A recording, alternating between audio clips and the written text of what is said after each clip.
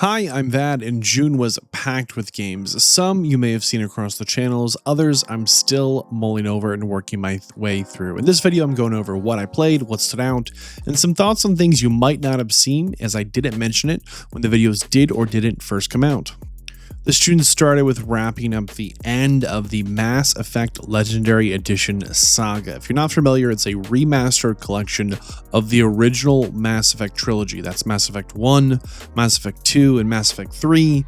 We are Commander Shepard, and we get to stay with him. We take our save file between each of the games, so our choices pile up and matter as you continue forward. It's this big galaxy-wide science fiction war where our choices, our squad, our relationships, and political consequences continue to carry across the series. It was a great adventure. I enjoyed my time very much, and it was just too big to do everything in one run. And that might be my biggest complaint looking back. I probably need to do it 2 or 3 more times to really feel satisfied that I did all the stuff. There were just choices I made or did not get to make that I wanted to do differently or try again. There were characters I wanted to spend more time with that we did not successfully spend more time with. And I think overall, in retrospect, after all the dust has settled, I really do think Mass Effect 2 was the one that stood out to me the most. There's something about it that was such a big jump from Mass Effect 1. And I think that's because Mass Effect 1 showed its age more than the others. It was quite clunky in comparison to the movement and combat we experienced in Mass Effect 2 and 3. At the same time, the amount of heavy lifting and setup that Mass Effect 1 had to do and successfully did to set up the story was absolutely incredible. It really did a good job of making sure things felt like absolute world-ending events. Like, here are the consequences, the stakes, the galaxy is at war. What are you going to do, Commander Shepard? You know, Mass Effect 1 really set up a strong story, and I think overall the writing continued at that same level through all 3 titles. I've got a full review out if you want to hear something a little more critical about it, but overall, I was kind of surprised by just how much I enjoyed it. I thought I would, but I wasn't prepared to want to go back, as I normally don't do that. I'm not ready for it yet, but it's definitely something that I have kind of in the back of my head that I think I'd like to try one more run. This June, I dipped my toes into the Super Fantasy Kingdom. This is brace for impact, a roguelike city builder defense game. It's kind of an odd one. You're trying to rebuild this fantasy kingdom plot by plot, land by land, road by road. A lot of time is spent gathering resources, recruiting defenders, and just trying to survive the monster attacks every single day. It has this it's trying to have like one more turn, one more run structure, where instead of failure feeling like the end, failure instead is feeding into more replayability, because your run is going to end. You're not going to get to do all the stuff. Your kingdom will come to ruin, but you're going to unlock some points to let you get a little further in the next run as you unlock some power-ups, some level-ups, and some moves. As your understanding of the game progresses, you just get more successful. You just understand how things work, and you start to figure out the way you like to start your runs as you unlock more power-ups, and you start your runs with more momentum. I haven't finished this one yet. I don't know where I'm going to end up, but right now, kind of here past the first 10 hours, I'm sitting here going, you know, I want to like this one more than I do. There's something really fun about this one, something really catchy about this one. It really does have a one more turn, kind of a one more run feel once you kind of get into the rhythm of unlocking things. At the same time, I'm kind of at the point where things are starting to feel a little grindy, where I'm like, do I want to do 3 more runs where I have to spend the first kind of 40% of my run redoing all my steps I did last time because I think I've optimized them? I just don't know. It's kind of a tough one to love and an easy one to hate. And I don't know if when I finish it, I'll feel very different, as that's where I'm at right now. And there's just a little bit more friction than there should be, because I still want to do one more run, but I know that I'm going to have to redo so many steps to get to where I was that I don't know that I want to. We'll see where we end up with this one. We're still a little bit on the fence, if you can't tell. There's parts we like and there's parts we don't like. And I think there's a good game here, and I'm still working through, the challenges here due to my personal preferences, or are these actually the game's fault? Like, who's the blame here? Who are we going to blame for this one? Right now, it's me. I'm just not ready to commit to another run. This June also had us in Biomutant. If you're not familiar, it is a colorful post-apocalyptic open world kung fu RPG. There's this fun combat system that messes a whole bunch of gun fu, science fiction, magic-y punching moves. It's got all kinds of just fantastic combat moves. I just used magic because I like that, but you have these mutated animals, your hero is kind of this mutant creature, and there's this broken world. You're going to be fighting with melee guns, your mutant powers. There are these tribes, these world eaters, there's the fate of the world, the tree of life. There's so many just big, obvious boxes that have been checked for, yes, that sounds like fun. Giant world-eating monsters, check. Tree of life that needs saving, check that box. Tribal politics, where you need to conquer some tribes, befriend some others, right? Check, check, check. There's just so many things that, on paper, this game absolutely has inside of it. I enjoyed my time in it. It sounds like there's a big bud coming, and there is. Watched my review on Biomutant, you know kind of where I ended up critically on it, where ultimately I did recommend it, but it did not score very high, as objectively it is mostly like half a video game. It's just missing a lot of the stuff that it needs to be successful on all those selling points that it has, as ultimately a lot of those systems I just mentioned are incredibly underwhelming the second you really pay attention to them or dive into them. I think Biomutant really tries to sell you on vibes, not systems, and the vibes are fantastic. If this is your kind of thing, the world is colorful, it's fun to explore, and there's really neat traversal mechanics you're going to pick up across the way, different mounts, different ways to glide around.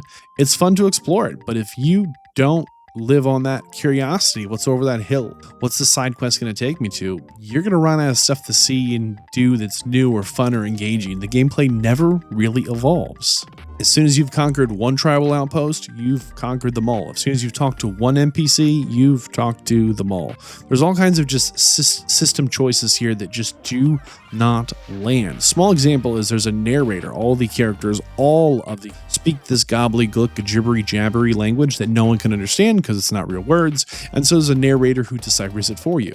The problem with that is that you can never really connect with the characters because you only ever connect to the narrator, who's this wall between you and the world. There's all kinds of choices like that the further you pay attention to, the more it starts to fall apart. It's really sad because I like this game and I had fun in it and I want to recommend it to more people, but it is a tough game to recommend if you don't know who you are as a gamer and what you're ready to get into. Another wild one that showed up in June was Voidling Bound. This is another science fiction third-person shooter with some biological emphasis. There's a little bit of monster taming. You're going to hatch, evolve, and upgrade these alien creatures, and then you can kind of ride inside of them. There's this action-focused, combat-heavy progression story where you get these eggs, you hatch them, and then you need to, go up their genetic tree to get their upgrades and kind of decide which way you're going to evolve them. And then you drop into the world for just an adventure inside. You are piloting the creature you just hatched and upgraded. And there's definitely something fun about the premise. But if we look a little deeper than the premise at just the systems in place, I don't know if there's enough here where on paper, I really like this game, but hands-on in practice, I'm not sure it's nearly as endearing as I want it to be. On one hand, I like hatching these creatures and giving them different upgrades up their DNA and then going out in the world and piloting them. On the other hand, it kind of seems early here into the game, very early on still, that regardless which way we upgrade them, it doesn't really change the gameplay. If I go up the poison tree and I shoot poison balls, I could have gone up the fire ice tree and shot fire ice balls, and I would still, in the world, do the same basic thing. It kind of like lacks a little bit of meaning and impact when regardless what choices we make, we still enter the world and interact with it the same way. I'm optimistic that later on, some of our choices are going to have a little bit more meaning as we're spending limited resources that require serious investment to go and pick up in order to upgrade our little creatures and go pilot them around. You have to pretty heavily commit into these creatures, and there's a little bit of a breeding thing going on to try and get the right passives, and there's quite a bit of investment to go out in the world to only discover that the world never changes no matter how much we do with our creatures. I'm still early game here, so we're still figuring things out. I like the idea of Voidling Bound. It's an action-focused, combat-heavy adventure, and maybe that's what you're looking for. So keep an eye on this one, especially if maybe they add in some interesting updates where I think it's pretty much a complete package here. I don't feel like it feels like an early access thing. I mean, I think the game is what the game is, but I definitely think this premise has a lot of interesting ways it could go. I'm excited to journey further and see what it has to offer over time. And of course, how could we forget Age of Wonders 4 has their big update this month.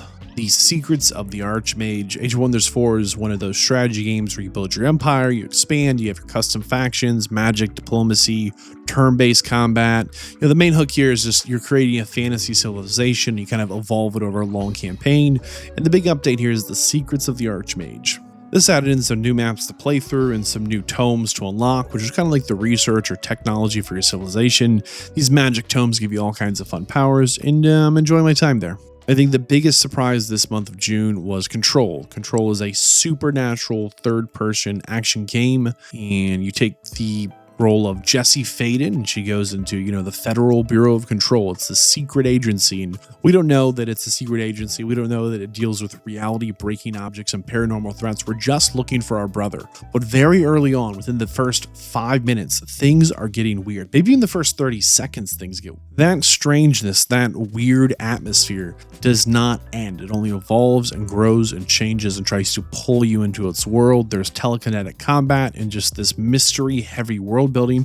There's all kinds of interesting things going on in Control, and there's a sequel coming out this year. We're actually right on the cusp of a new adventure in the universe. I also think this studio here, Remedy, has released other games that are in interconnected universes. I don't know all the connections, but if you do, this is one of their early titles and definitely a good jumping in point. I had fun with my time in Control. I've got a review up on my review channel if you want to see more of a critical thought on that one. But Control was definitely a big surprise for me, as I did not think I would like this one nearly as much as I did. At first glance, it's just a little too scary for me, a little too weird, a little too out there. But over time, my curiosity got the better of me, and I kind of wanted to know, does Jessie find her brother? Why is the building so strange? Are we trapped inside? Are we ever going to get out? Are we not trapped inside? Where are we? What is real? The questions just kept growing. And I think at the end of it, I was satisfied with the conclusion, but I still had meaningful questions that I'm hoping future installments will flesh out, as I do think they have this interconnected world, which is kind of fun. I don't know that I'm all that interested in playing through more Remedy games right now, but I definitely enjoyed my time in the first Control, and I'd like to see what happens when the next one comes out. What did you play this last month? What are you looking forward to this upcoming month? Let's talk about all things games in the comments. I'll see you there. Thanks for watching.